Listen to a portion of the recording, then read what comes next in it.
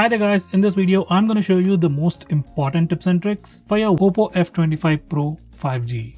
By the way, do hit the like button or dislike button, it helps the channel a lot. Now with that said, first I'll start off with some important battery related settings. First of all, we can check out your battery health directly from the settings. You don't need to install any third-party application, you get it by default in your settings page. Next we have a feature called smart charging. Once you enable this feature, your phone will analyze how you're charging your phone, and based on that it'll change the charging speed to have a better battery life. You can also enable your phone to limit charging up to 80% so that whenever your battery reaches 80%, charging will stop. This is another useful feature that can keep your battery more healthy.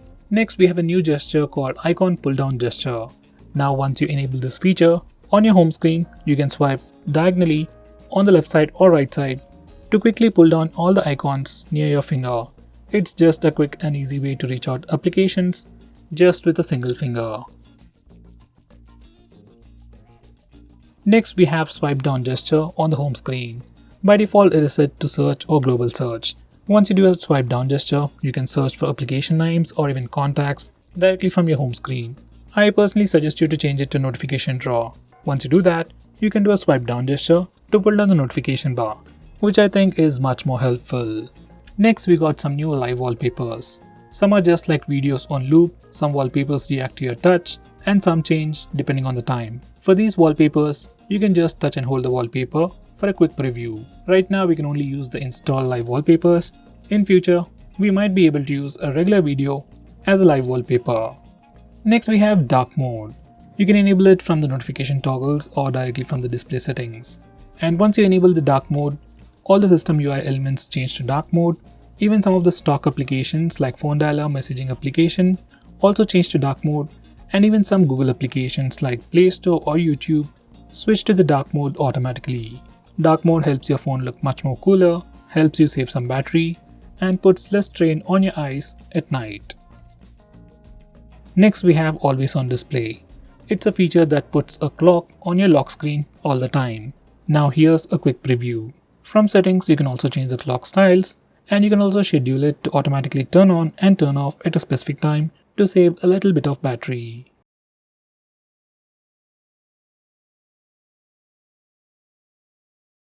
Next, I'm going to show you different ways to take a screenshot on this phone. So first we have the normal way where we can use the buttons. Just press the volume down and power button both at the same time to take a screenshot. Next we have 3-finger screenshot gesture. Now this feature is enabled by default. To take a screenshot, you can just swipe down using 3 fingers and your phone will take a screenshot. It's just like pressing the buttons, but instead of pressing the buttons, you just need to swipe down using 3 fingers and your phone will take a screenshot. Personally, this is my favorite way to take a screenshot. Next, I'm going to show you how to take a long screenshot. For that, first take a regular screenshot and then click on the preview. Now select scroll. Now you need to scroll the page, and once you're done, you'll get a long screenshot.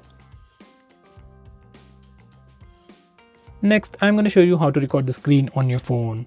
For that, first go to the toggles. And now we can start video recording just by using this toggle. Just click it and screen recording should start in 3 seconds. If your phone asks for any permissions, just grant them all. Next, I'm going to show you some camera gestures.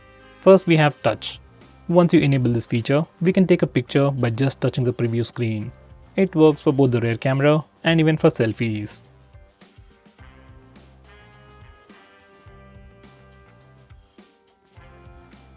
Next we have the palm gesture, which only works for the front camera, and it's great for taking selfies. Just enable it and then show your palm to the front camera and your phone will take a picture in just 2 seconds. Next, I'm going to show you how to trigger Google Assistant with the power button. Just enable this toggle and now press and hold the power button to trigger Google Assistant.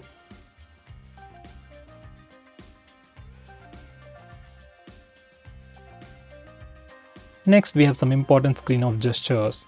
We have things like double tap to wake,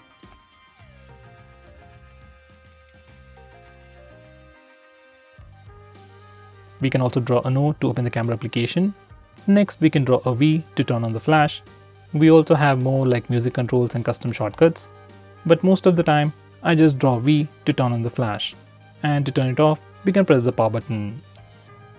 Next, I'm going to show you how you can change your default apps. Whether you want to change your default launcher, default browser or anything, for that we need to first go to settings. Once you're in settings, select apps.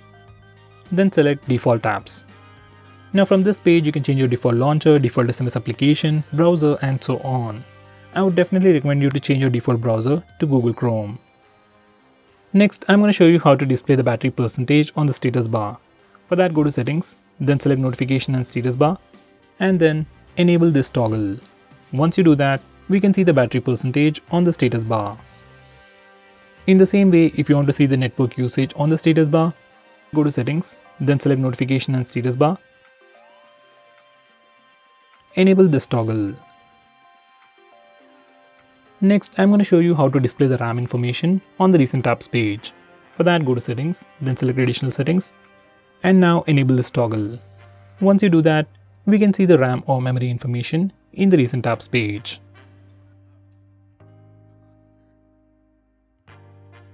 Next, we have notification history. Now this is a pretty cool feature that can record all the notifications that you get. So even if you accidentally clear all the notifications from the notification area, you can go to the notification history section to see what all notifications you got and at which particular time.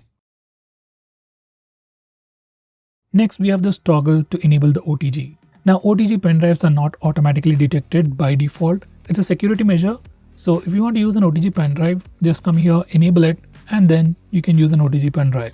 Next, we have recently deleted. In your albums application or gallery application, whenever you delete anything, it won't get deleted immediately. All those deleted files will be put in recently deleted folder. You can access it from here. If you want, you can once again delete them. You can also choose to disable this feature from settings.